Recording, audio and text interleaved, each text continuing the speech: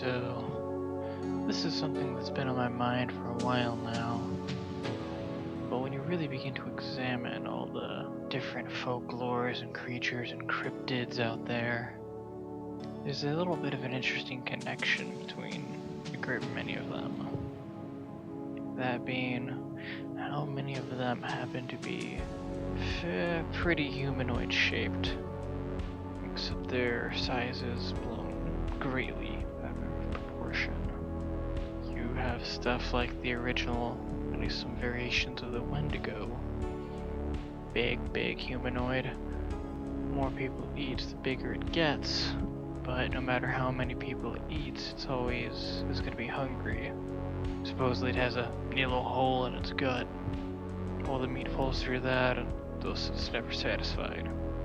Well, so yeah, I know that makes no sense, but hey, mythology, man. Besides that, you've got the English giants over from our cousins over in Britannia. Jack on the Beanstalk is the first one that jumps to my mind. Big old dude who likes to eat people once again. I have heard about Zeus actually being a bit into the whole cannibalism business himself. You can kind of see that with his own mythology when he goes and he eats his kid. But stuff like that is a bit more vague and it's a bit harder to truly tell. Don't mind the jump cut there, that was totally natural itself. I don't believe I have to point out the fact that all of these different groups were totally and utterly isolated from one another, with them all developing their own mythologies at very different time periods. So it's very fascinating that all of them have come up with the idea of giant humanoids. Some of them look very different from a regular human, especially that is known like the Wendigo. Linda Godfrey has a folklore accurate version, I guess you could call it.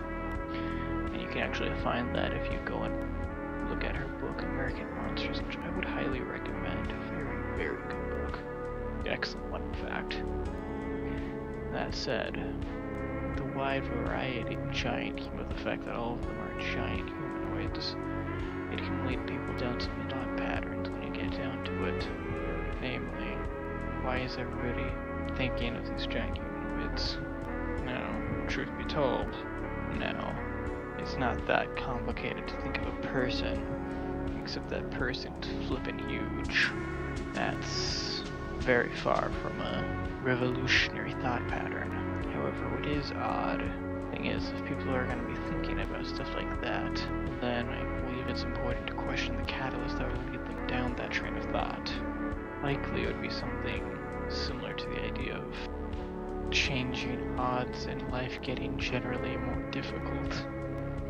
Either through a general progression of the culture, changing variables, that kind of stuff, or alternatively, it entirely is a personal revelation, a sort of them looking at their own weakness.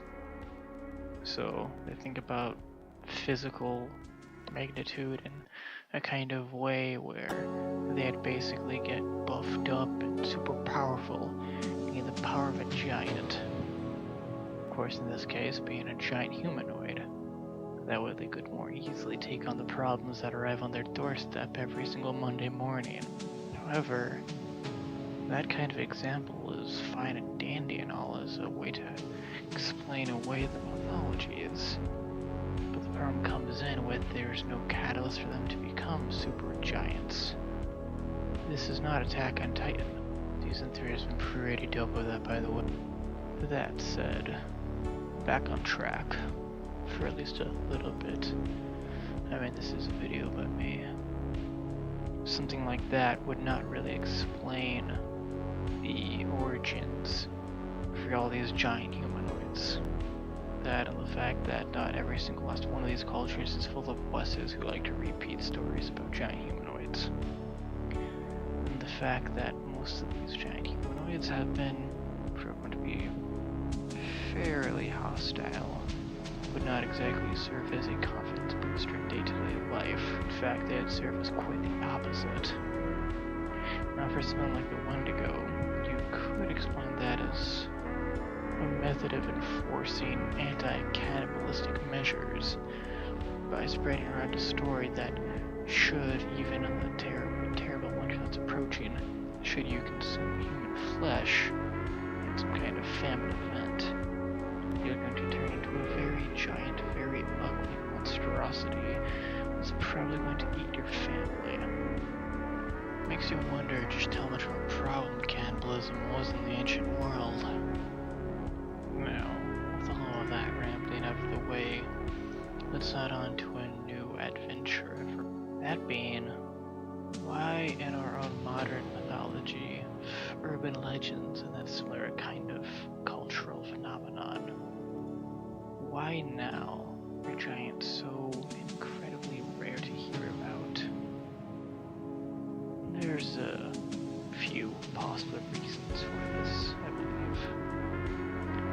Firstly, perhaps it simply boils down to the fact that in a world so now heavily populated, urban legends mostly take place in large, heavily populated cities, or alternatively rural kind of areas.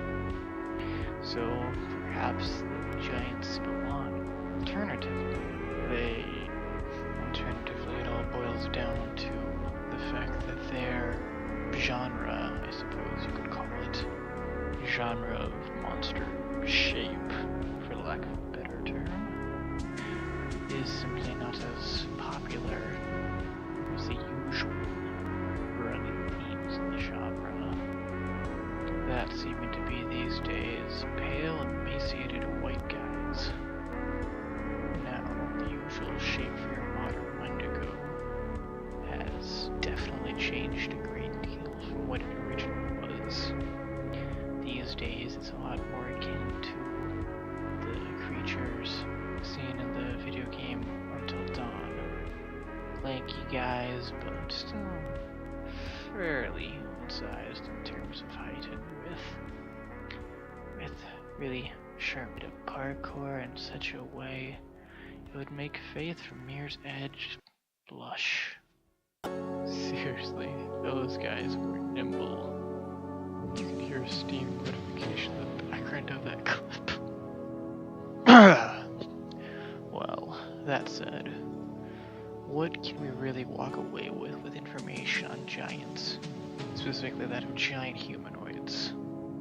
There is sadly not a lot of information we can walk away with due to their drop-off in relevance by the modern day.